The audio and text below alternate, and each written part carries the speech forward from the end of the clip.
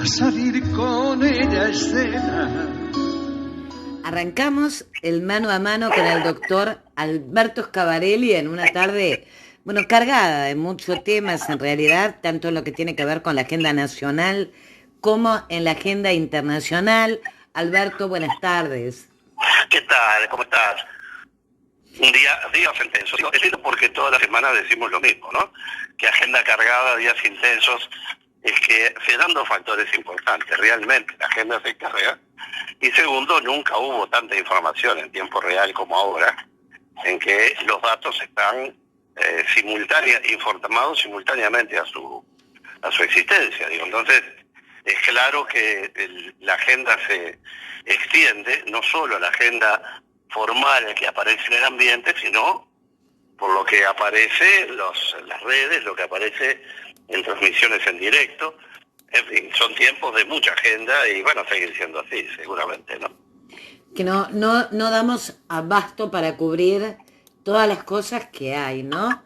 Pero bueno, a ver, ¿por dónde querés empezar vos hoy? Sí, hoy hay un tema que decías tú, que no damos abasto, justamente con aquel dicho de que no hay mejor lugar donde esconder la piedra que en el Pedregal. Es que antes el privilegio era quien tenía la información. Ahora es quien la desentraña y quien la analiza la información. Me refiero a la población en general y cómo se decodifican las informaciones, porque también es todo un mercado de informaciones contradictorias. Por eso hoy no solo tan información, lo que sobra la información. El proceso es la decantación, la integración y la interpretación de la información, que es uno de los temas concretos, ¿no? Bueno, hay muchos temas, algunos están en curso, por lo tanto es difícil dar una opinión definitiva, pero es inevitable hacer una mención a lo que están mostrando las cadenas internacionales y las redes en relación al fenómeno en Cuba, ¿verdad? Es decir, es sin duda un momento que tiene todos los indicios de ser un momento crítico, en un país que tiene un régimen de partido único, por supuesto, no es una democracia formal, por lo tanto para nuestros temas de gobernanza, que son de gobernabilidad, sobre todo, de cómo son las válvulas que permiten descomprimir, hay sociedades que tienen menos válvulas que otras. Bueno, Cuba es un caso de falta de válvulas suficientes para descomprimir en países que se siguen utilizando los viejos métodos de la Edad Media, ¿no? Es decir, cuando un país se bloquea, lo que se busca es la falta de cosas dentro de ese país. Pasa con las sanciones económicas incluso, pero los bloqueos son realmente terribles. No cambian mucho de cuando se sitiaba la fortaleza, o la ciudad. Llega un momento donde la gente le empieza a faltar lo esencial, y cuando a la gente le falta lo esencial, es un momento muy difícil para que se pueda controlar, y sobre todo cuando no hay válvulas de salida y de descompresión. Como siempre sucede en este tema, lo que define este tema, como alguna vez decía Sereni cuando hablaba de los procesos revolucionarios en general, frente a pueblos desarmados lo que depende es cómo actúa el ejército y las Fuerzas Armadas. De todos modos, Cuba tiene una estructura defensiva interna de varias capas por el tema de los problemas que siempre temió de las invasiones.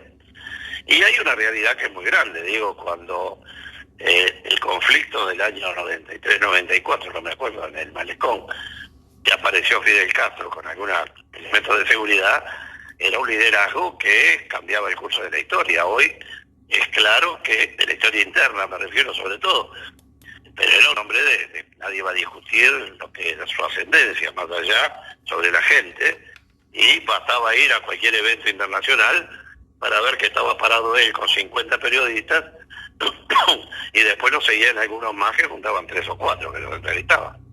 Pero a lo que voy es de que hoy no hay un personaje de ese carisma, y evidentemente que el presidente tiene fraccionado el poder y no tiene la llegada popular como para poder dar respuestas fáciles. En este momento, según se informa, hubieron cortes de energía eléctrica de 6 horas. La primera ola del COVID se está desarrollando con mucha fuerza, faltan medicamentos, y obviamente la vacuna todavía no están dándose masivamente, y la salud, que era un capital muy fuerte en Cuba, que con una expectativa de vida realmente muy alta, que demostraba un sistema de salud que daba cobertura, bueno, está entrado en crisis como todos los países que no tienen todos los recursos para hacer frente a la explosión de la primera ola de la COVID, que es lo que parecería que haya entrado sumado con algunas otras cosas, digo, ¿no? En una palabra, hay un cóctel muy peligroso. Uno ahora ahí hace votos para que se encuentren salidas razonables. Yo, por el tema del CLAD y la presidencia de ese organismo internacional de países de todo el mundo, de toda Iberoamérica y de Europa, bueno, he ido varias veces y hasta hace muy poco, digo, y es evidente que son sociedades que han tenido algunas situaciones muy críticas, porque tuvieron la apertura que significó Obama, que abrió el mundo cubano al turismo masivo y que generó un ingreso de divisas muy fuerte, que se pudo ver en las calles el desarrollo de actividades que antes estaban vedadas, ¿verdad? Incluso la circulación de divisas. Ahora, luego viene Trump, donde corta todo de golpe, y sea como fuere, se genera una situación dramática porque la gente había descubierto otro modo de poder vivir a partir de los ingresos por el turismo, y que se cortan a partir de que el turismo queda interrumpido, que es la gran fuente de ingresos cubana, y a la que se suma el tema de COVID, que bloquea los vuelos prácticamente, lo cual es un cóctel muy peligroso de falta de recursos económicos, un bloqueo que sigue duro y crudo, una situación interna muy tensa que genera hasta la pérdida de capacidad de generación eléctrica, porque se destruyó una parte que ahora parecería que se reparó, pero que la gente vivía 6 horas por día de apagón. Y bueno, el internet, que había quedado abierto, que creo que fue Raúl Castro el que lo abrió más, fue el que permitió una rápida comunicación. Y bueno, y hoy vemos, según la prensa, porque no tenemos otros datos, yo no he hablado con nadie, según la prensa, todo indica que hay varios focos de gente que está reclamando por derechos y reclamando por lo que falta, y un gobierno que tiene que ver qué forma da de controlar este tema desde el punto de vista de la pacificación y la gobernabilidad, como hablo siempre, y que no se deje llevar por la tentación de la represión y la violación de los derechos humanos, porque eso sería un tema demasiado delicado para una sociedad que ya viene muy sufrida, digo, ¿verdad? Es decir, nadie duda que hay derechos humanos que han tenido afectación como producto de todas esas causas, pero también es cierto que en un momento no digo de estallido, porque no sé si llegó a ese nivel, pero en un momento de protesta social muy extendida, hay que encontrar los canales que lleven para adelante una fórmula de salida sin que tengamos que lamentar cosas peores, ¿no? Veremos, es muy pronto para dar un diagnóstico. Uno apuesta a la gente, que es lo que importa en definitiva, a que los gobiernos de turno, en este caso el cubano, entienda cómo encontrar una salida que permita a la gente que de bien, la gente de bien, en el sentido de bien intencionada.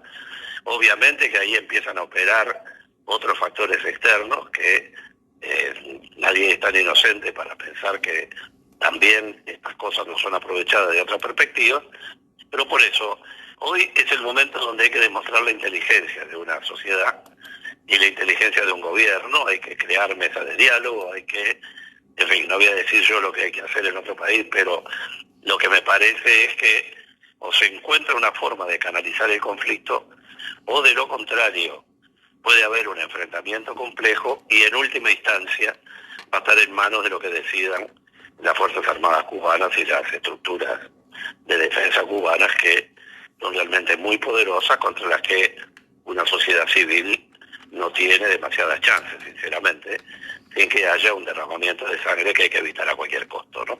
Así que esperemos la semana que viene tener una información más completa, pero hacer votos para que se encuentre la forma de descomprimir esto, y terminar con de entender claramente que cuando se bloquea un gobierno, el que paga los platos rotos no es la mesa del gobierno de turno, del presidente de turno que se quiere bloquear.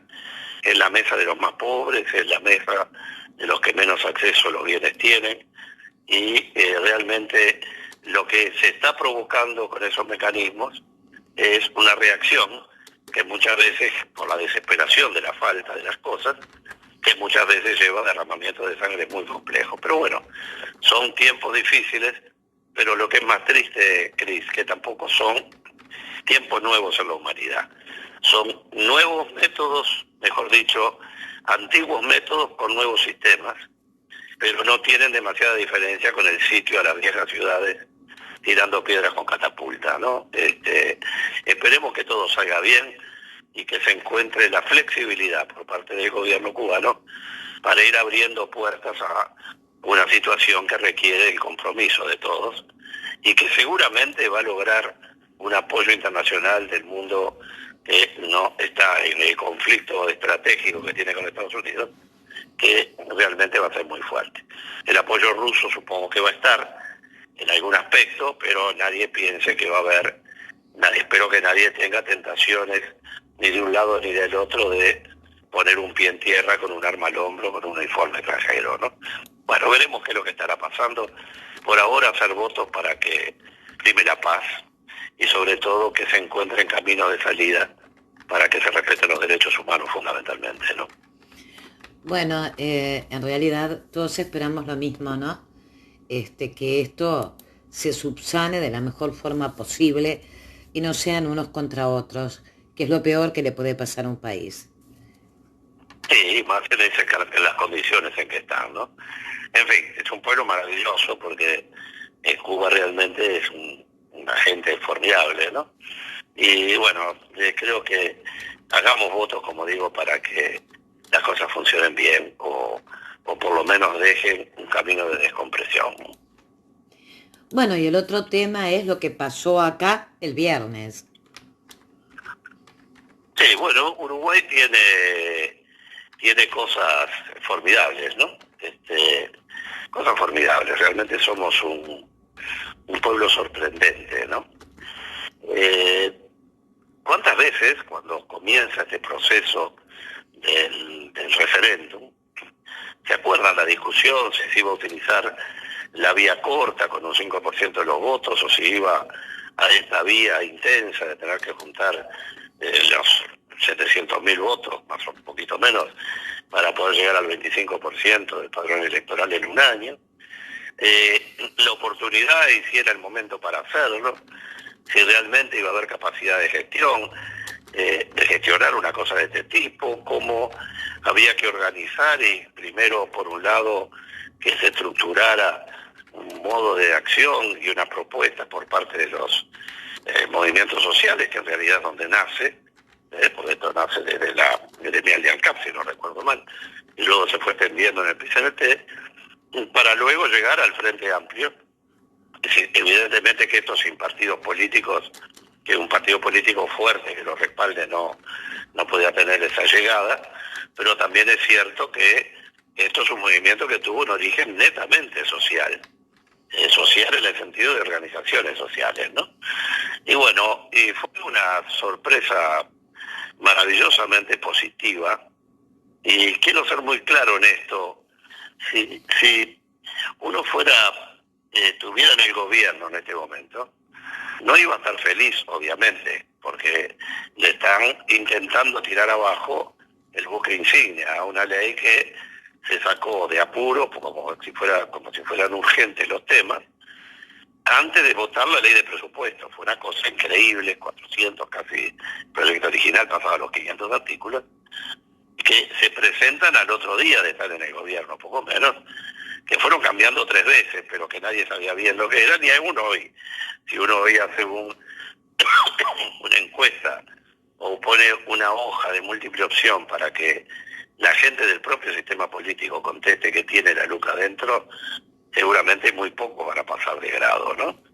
Pero a lo que voy es que había que poner de acuerdo muchas cosas, pero si se fuera por el lado del gobierno, creo que también hay que saludar enormemente que casi 800.000 personas optan frente a su oposición oposición a una norma que consideran muy dura, que en muchos aspectos claro que lo es, por el camino de salir a buscar firmas, a buscar la huella digital, lo que yo hablo de gobernabilidad. Eso habla maravillas del sistema uruguayo y creo que son de las cosas que uno más saluda, más allá de la posición que cada una de la gente, las personas tenga sobre el concepto de la ley como tal, ¿verdad? Y por otro lado, que ahí hay tres factores totalmente diferenciados. Uno, son los artículos que tiene la LUC adentro, que es un factor relativo porque en realidad prima más el desconocimiento que el conocimiento de lo que la LUC tiene. El segundo factor, que es la medición o el voto simpatía, antipatía con la situación de un gobierno, propiamente dicho, donde la gente puede votar por simpatía, puede votar justamente una ley de referéndum como forma de mostrar su desagrado con un gobierno de turno. Y el tercero, que no tiene que ver con una cosa ni con la otra propiamente dicho, pero que guarda relación con establecer un mecanismo para que no se repita en el tiempo un proceso como el que se dio, que se modifiquen decenas de leyes, más de 15 lejos, en un articulado compacto, pero que tiene falta de coherencia interna porque son todos temas distintos, y que no es justamente un proceso en el que el que cayó otorga, donde en 90 días el que no habló se da por autorizada la ley, teniendo una mayoría circunstancial que tiene un gobierno, siempre va a tener cuando negocia, y en una coalición que tiene sus fortalezas y sus fragilidades, porque no es un partido, no es el caso de la mayoría del Frente Amplio, por ejemplo. Dice que en algún caso el propio Frente, siendo partido, tuvo en la Cámara de Representantes algún voto disidente, que fue el que le faltó para aprobar alguna ley, por ejemplo, ¿no? Imaginémonos cómo es este tema de futuro con este resultado. Y luego lo que se ha venido diciendo, y toda la vida sostuvimos, que un referéndum aprobado cuando no se esperaba genera que se juntaran las firmas.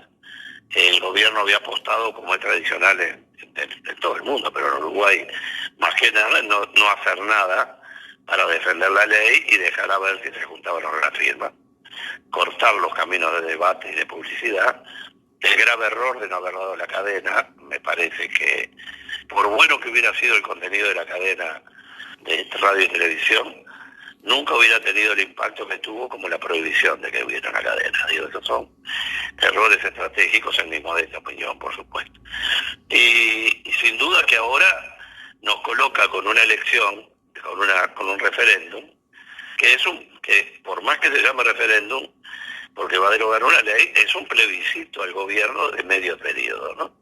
Es decir, se va a votar lo que dice la LUC, pero no nos confundamos, también se va a votar el estado en el que el país se encuentre y el humor del ciudadano esté entre marzo, alrededor del mes de marzo, que puede llegar algunos meses más, en el año que viene, en la mitad de un periodo, donde si todo se da como viene dándose, que estamos bajando, por suerte, los impactos de la pandemia, de la epidemia COVID, y si tenemos la suerte que no nos vienen nuevas oleadas, que estamos viendo en el mundo que se están produciendo, y por eso tenemos que tener mucho cuidado con vivir alegremente, como que todo estuviera muy bien, pero no podemos dejar de saludar que están muriendo la cantidad de decenas de personas, hoy estén muriendo muchísimo menos, que por supuesto que a la familia que le toca es el 100%, pero que bajen los contagios y que bajen las muertes es un paso muy importante que tenemos que valorarlo, y eso que empezamos un 1 de marzo, no en diciembre, ¿no? Pero de todos modos, ese es un hecho positivo y tenemos que tener cuidado que esto no se desboque ahora. En el tiempo que se tendría que estar saliendo de toda esta situación y cómo debe encararse, va a haber una situación de debate político muy profundo para la ley de cuando se tenga que votar el referéndum, que es obligatorio votar además. Es decir, ya ahí no es un tema de que hay que salir a juntar la firma, ahí hay que ir a votar y si uno no votó tiene sanciones. Es igual que en las elecciones nacionales.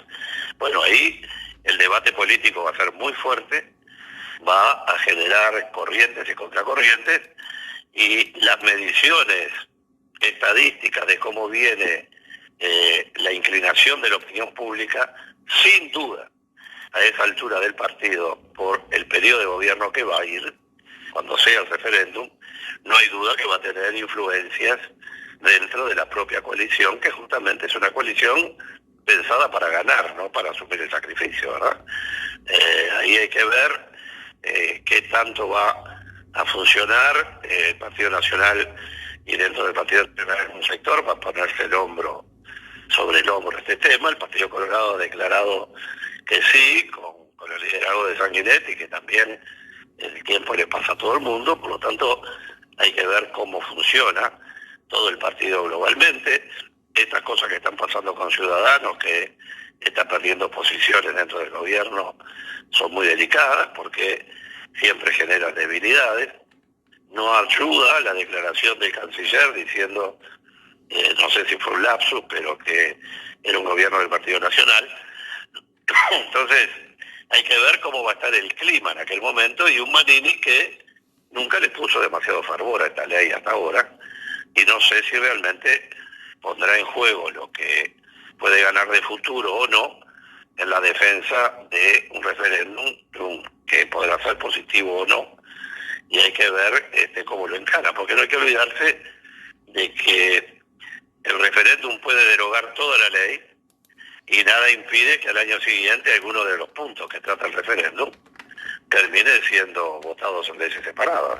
No digo todo, pero van a llevar otros plazos porque no se supone que no van a estar de urgencia. Pero, en una palabra, el referéndum es, primero que nada, una expresión popular increíble, la demostración que hay fuerzas sociales que tienen una fuerza enorme, que la población está lejos de estar quebrada desde el punto de vista de lo que puede llamarse el progresismo, y por otro lado un frente amplio que esto ahora tendría que aprovechar este impulso que es tan importante para establecer sus autoridades en el plazo que estaba previsto, para poder tener una presidencia sólida y sustantiva, para poder dejar que los grupos establezcan estrategias concertadas. Por otro lado, el gran desafío del gobierno es mantener una estructura de compromiso de defensa de la ley y al mismo tiempo de defensa de gestión, porque si bien lo que está en juego no es votar la gestión, no hay duda que en el voto lo que va a pesar es la opinión pública sobre la gestión. Así que, primero que nada, saludar el resultado, fue muy emocionante, muy emocionante. Vamos a ver, yo parto de la base de que con la meticulosidad que se hizo y el hecho de que hubiera multiplicidad de huellas dactilares en las hojas, va a permitir un contralor muy eficiente por parte de la Corte Electoral. La Corte Electoral es una garantía en este país, es el único país del mundo, yo creo, que fue una garantía para un plebiscito del 80 en régimen militar, ¿no? Por lo tanto, yo creo que eso nos da una enorme tranquilidad, y habrá que esperar que los votos, que las firmas estén. Si se parte de la base de que las firmas están por el enorme colchón numérico que tiene, bueno, van a venir tiempos políticos muy intensos y una construcción o una variación de la agenda política que va a ser realmente muy fuerte. Así que tendremos todos mucho para hacer, y cada uno poder decir las cosas que piensa por sí, por la gente que pertenece a sus entornos y por lo que la población merece definir en una votación que, como dije, es obligatoria. Por lo tanto, la votación del referéndum es un voto obligatorio sancionado con la falta de voto, ¿no? Alberto, nos quedan poquitísimos minutos y tenías por ahí el tema de Ocde, por lo menos para tirar en titular. ¿Cuántos minutos tengo? 3. 3 minutos, perfecto. Hay un tema en estos días que yo creo que va a cambiar la historia económica y comercial del mundo. Lo vamos a tratar con más tiempo después, pero no quería dejar de mencionarlo. En el mundo las cosas nacen cuando tienen que ver con las empresas multinacionales, las grandes corrientes de macroeconomía, de cómo funciona el mundo económico. En una palabra, el lugar donde se cocina la realidad del mundo, primero tiene el grupo de los 7, que son 7, por supuesto. Después está el G20, que son los siguientes, es decir, es un grupo ampliado.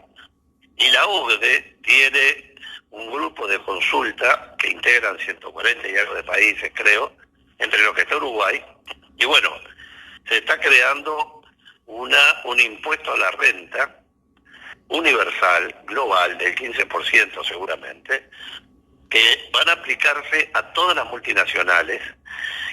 Sobre todo va a comenzar con el tema informático, con el tema de salud y comunicaciones, farmacéutico y comunicaciones, pero que va a seguir extendiéndose sin ninguna duda, y cambia totalmente el esquema de, primero se golpeó a los paraísos fiscales, y ahora lo que se está golpeando es a las multinacionales a partir de ingresos gigantescos que están instaladas en países que son paraísos fiscales o que tienen tasas de impuestos menores al 15%, pero que le venden al resto del mundo, y se está separando, para terminar en el redondeo, en un impuesto que va a tener que ver con la comparación de lo que paga en el país donde tiene la sede, en lo que se paga en el tránsito mundial y lo que se paga en los países de consumo.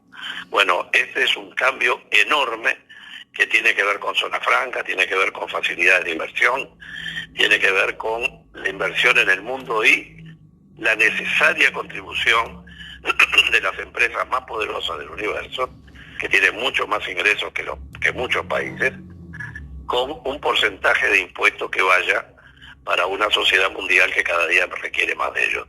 Dejo el titular, por si en algún momento después lo vamos tratando más adelante, pero para que en un día que no es un día cualquiera, quede dicho que estamos al tanto de esto y lo estamos siguiendo muy de cerca, ¿no? Bueno, cuántos temas, ¿no? Para seguir involucrándonos, en definitiva, será la próxima.